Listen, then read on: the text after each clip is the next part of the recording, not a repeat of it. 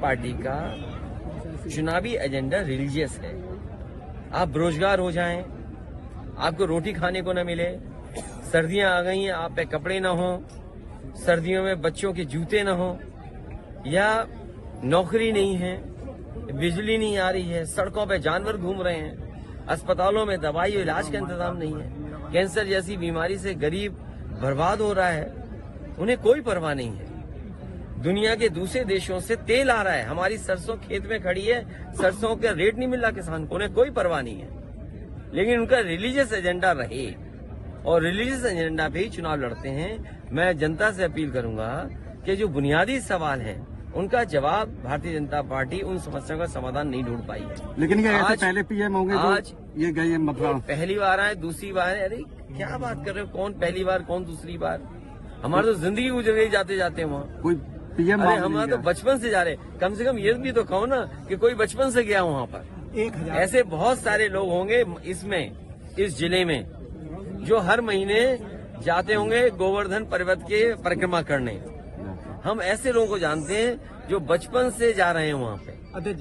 खबर क्या हो, जो बचपन से जा रहे हैं, खबर ये है कि पहली बार आ रहे, खबर ये हो कि जो बचपन से जा रहे थे खबर उनकी हो। 2024 से पहले आए 1000 करोड़ का कॉरिडोर की बात कही है और वहाँ की वृंदावन की जो स्थानीय लोग हैं उनका कहना है कि कान्हा जो हमारी सभ्यता, हमारे तन और शरीर से जुड़े हुए, इनको ही बिल्कुल नस्ल नाबूद करने पर तुले हुए हैं।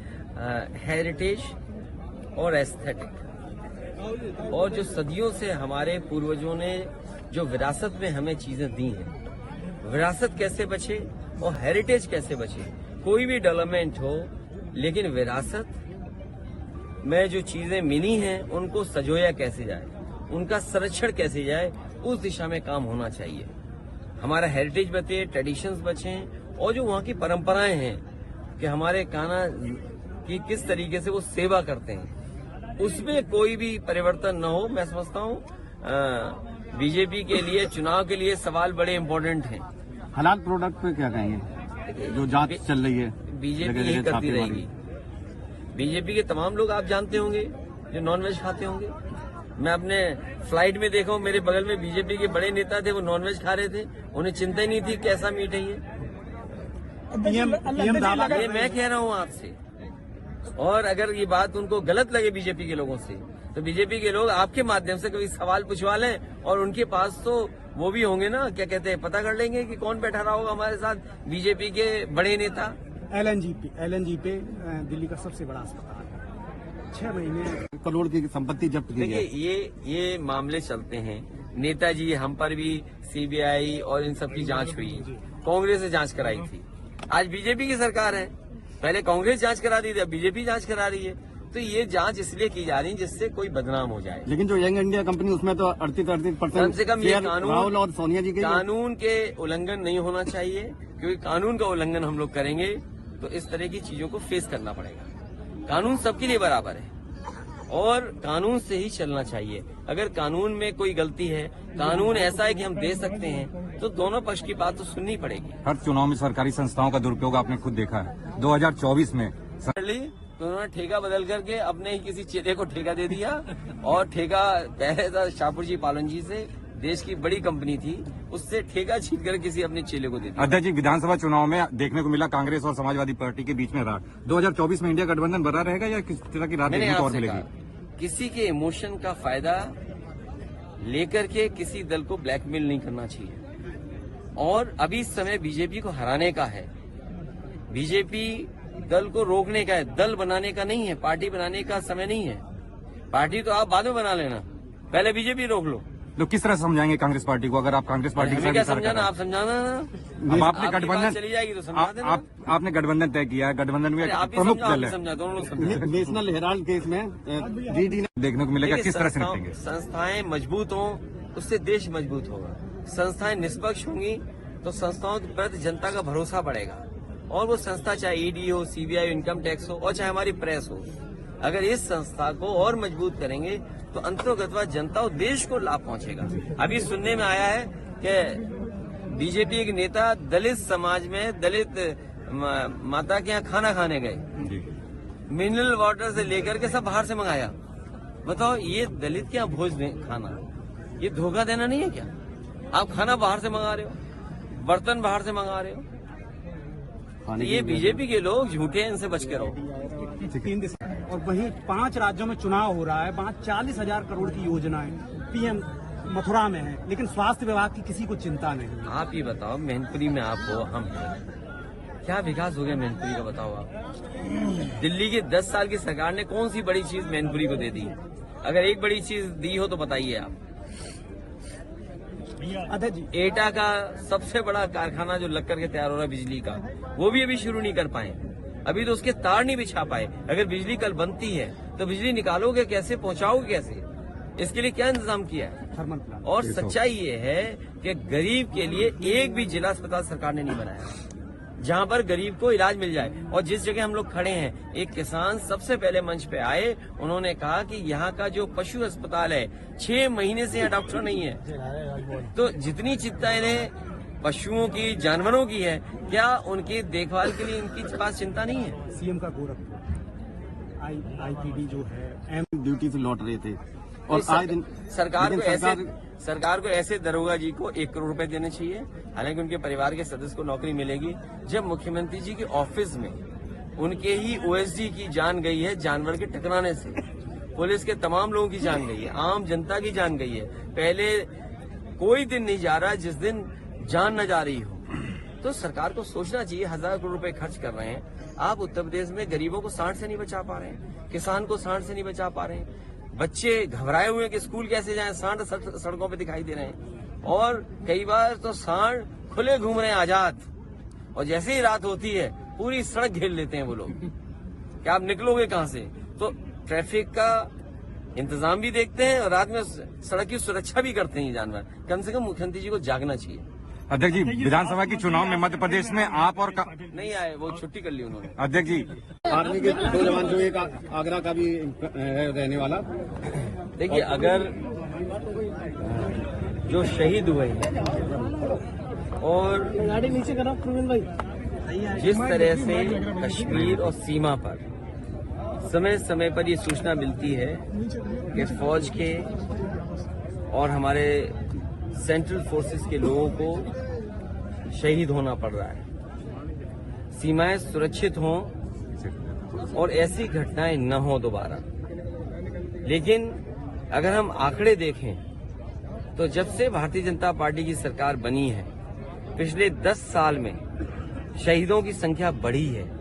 तो जो लोग ये कहते थे कि भारतीय जनता पार्टी की सरकार आने पर सीमाएं सुरक्षित होंगी, आतंकवादी घटनाएं नहीं होंगी, हमारे देश की सिक्योरिटी से कोई समझौता नहीं होगा, तो जो सरकार देश की सिक्योरिटी को लेकर के और देश की सीमाओं की रक्षा को लेकर के इतनी बड़ी बड़ी बात की हों, तो आखिरकार किस कारण हमारे जवानों की, हमारे अधिकारियों की जान जा रही है, वो शहीद हो रहे हैं? आखिरकार क्या वजह है? तो ये सरकार को बताना चाहिए। और जितनी सुरक्षा, जितनी रक्षा विभाग को बजट मिलता है, मैं समझता हूँ सरकार ने बजट भी ज्यादा दिया। और कई चुनावों में प्रधानमंत्री जी ने जो आर्टिकल हटाए हैं, जिन वजह से उन्हें लगता था कि आतंकवाद बढ़ रहा है, लेकिन अब तो वो कानून भी नहीं है। उसकी वजह क्या है कि आज भी सबसे ज्यादा शहीद हो रहे हैं सीमाओं पर, कश्मीर में शहीद हो रहे हैं। मैनपुरी में अखिलेश, मथुरा में जीवन कांग्रेस से लड़ते रहे और आप लगातार इनसे जुड़े रहे, लेकिन दिल से जुड़े। इन्होंने हमेशा धोखे की पटकथा लिखी है और अभी लगातार देखिए,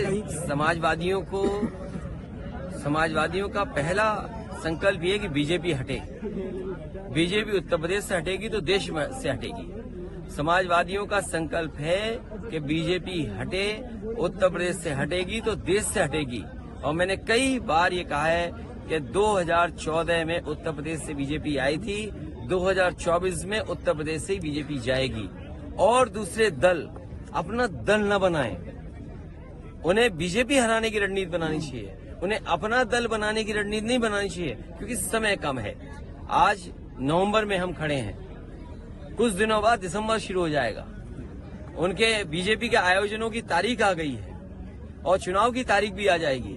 तो इसलिए जो जमीन पर है उसका साथ देना चाहिए अगर बीजेपी को हराना चाहते हैं। तो हराने के लिए अपने दल न बनाएं, पहले बीजेपी को हराने की रणनीति बननी चाहिए। समाजवादी पार्टी ऐसी कोई भी रणनीति होगी जिससे बीजेपी को रोका जा सके, उस रणनीति के साथ समाजवादी पार्टी है। मैनपुरी से डिम्पल जी के या तो कंगना रनौत या हेमा मालिनी को उतार सकती है। अरे कितनी अच्छा चुनाव होगा। सोचो हमारे पत्रकार साथी, अगर ऐसा हो जाए तो कितना अच्छा चुनाव होगा। अच्छा, इतना शानदार चुनाव होगा कि बीजेपी को वोट ढूंढने पड़ेंगे कि वोट कहाँ मिलेंगे। अध्यक्ष जी, और देखने वाले तो आएंगे ना लोग। भीड़ तो जुटेगी। अध्यक्ष जी, नहीं देखिए, ये अगर ये सवाल तुम्हारा है, केवल हमारा मत चलाना। देखिए ये पत्रकार साथी इतने समझदार हैं कि सवाल पूछ करके अपनी आवाज दबा देंगे, जो गलत आप कह दोगे वो चलेगा। तो मैं अपने पत्रकार साथी से कहूंगा, अगर ऐसा चुनाव होगा तो बड़ा शानदार और ऐतिहासिक चुनाव होगा। राष्ट्रीय अध्यक्ष जी, लगातार इस बहाने वो सैफई और इटावा का विकास देख लेंगे। राष्ट्रीय अध्यक्ष जी, आपका तो समाजवादियों का बहुत बड़ा देश है, लेकिन ये संकुचित जिनसे गठबंधन किया है, हर जगह संकुचित बात करते हैं। मैंने इसीलिए कहा कि समाजवादी पार्टी का प्रयास है कि बीजेपी को रोका जाए, और बीजेपी को रोकने के लिए समाजवादियों का साथ देना चाहिए जो भी बीजेपी को रोकना चाहते हैं। अभी रणनीति ये बननी चाहिए कि बीजेपी का मुकाबला कैसे हो। इस बात के लिए चर्चा नहीं होनी चाहिए उनका दल कैसे बने। कुछ लोग दल बनाना चाहते हैं, हम बीजेपी रोकना चाहते हैं। ये जनता समझती है, और किसी के भी इमोशन से किसी भी दल को ब्लैकमेल नहीं करना चाहिए। कुछ दल हैं किसी के इमोशन का लाभ उठा करके ब्लैकमेल करना चाहते हैं। हमें उम्मीद है ऐसे दल नहीं बनाएंगे अपना, पहले बीजेपी को रोकेंगे। अन्ना जानवर एक बहुत बड़ी समस्या है। वो गोरखपुर लिंक जो 6,000 करोड़ का बन रहा वो अभी तक नहीं बन पाया। अध्यक्ष जी, लगातार बीजेपी आरोप लगा रही है कि स्वामी प्रसाद मौर्य सनातन धर्म को लेकर के बयान देते हैं, लेकिन समाजवादी पार्टी के राष्ट्रीय अध्यक्ष या किसी भी पार्टी के नेता ने उन्हें मना नहीं किया। इसमें कहीं ना कहीं राष्ट्रीय अध्यक्ष का हाथ है, इसलिए अभी तक कोई कार्रवाई नहीं की गई। फिल इन द गैप होता है ना, फिल इन द ब्लैंक्स। तो कई नेताओं को ये रखा जाता है, बीजेपी रखती है, पहले फिल इन द ब्लैंक करते रहो। तो ये सवाल कोई सवाल नहीं है, सवाल बेरोजगारी का है, महंगाई का है, विकास हो नहीं हो। आप लोग क्यों हाईलाइट करते हैं? अगर कोई बात ऐसी कही गई है तो जिम्मेदारी आपकी भी तो बनती है, आप भी तो सनातनी होंगे। अगर आप सनातनी हो तो कम से कम गांधी जी का कहना मानो ना, बुरे को देखो नहीं, बुरे को कहो मत, बुरे को सुनो नहीं। तो आप क्यों ऐसा करते हो? लेकिन आप गांधी जी की बात नहीं मानते हो। अभी हाल ही में कैबिनेट मंत्री ने बयान दिया है, उन्होंने कहा है कि हमारे लिए राम मंदिर का एजेंडा हमेशा रहा है और आगे भी चुनाव में रहेगा। तो कोई ये नई बात नहीं है, पूरे देश जानता है ये बात। देखिए ये जो सवाल उठाए जा रहे हैं सब जानते हैं, लेकिन उससे महत्वपूर्ण सवाल ये है कि अग्निवीर जैसी व्यवस्था आप टेम्परेरी कर रहे हो, आपका जवान शहीद हो रहा है, अधिकारी शहीद हो रहा है, क्या आप टेम्परेरी एक नौजवान से उम्मीद करते हो कि रक्षा वही कर पाएगा? और फिर एक टैंक चलाने में या और जो नए तरह के आर्म्स आ गए, इक्विपमेंट्स हैं या डिफेंस के जो चीजें हैं, चलाने में कितना समय लगता है, सीखने में समय लगता है। जब तक सीखोगे तब तक तुम्हें घर भेज देंगे, तो क्या फायदा हुआ आपका अग्निवीर का? टैंक चलाने में 10 साल लगते हैं टैंक चलाना। जब तक टैंक चलाना सीखोगे तब तक तुम अपनी बैलगाड़ी गांव में चला रहे होगे। एमपी में आपने कहा था एक चालू पार्टी है, वो बात खत्म हो गई, अब तो नमस्कार, मैं हूं मानक गुप्ता। अगर आपको हमारा ये वीडियो पसंद आया हो तो इसे लाइक और शेयर जरूर करें, और हां, हमें सब्सक्राइब और फॉलो करना ना भूलें ताकि आप देश और दुनिया की कोई खबर मिस ना करें। तो जुड़े रहिए हमारे साथ और देखते रहिए न्यूज़ 24।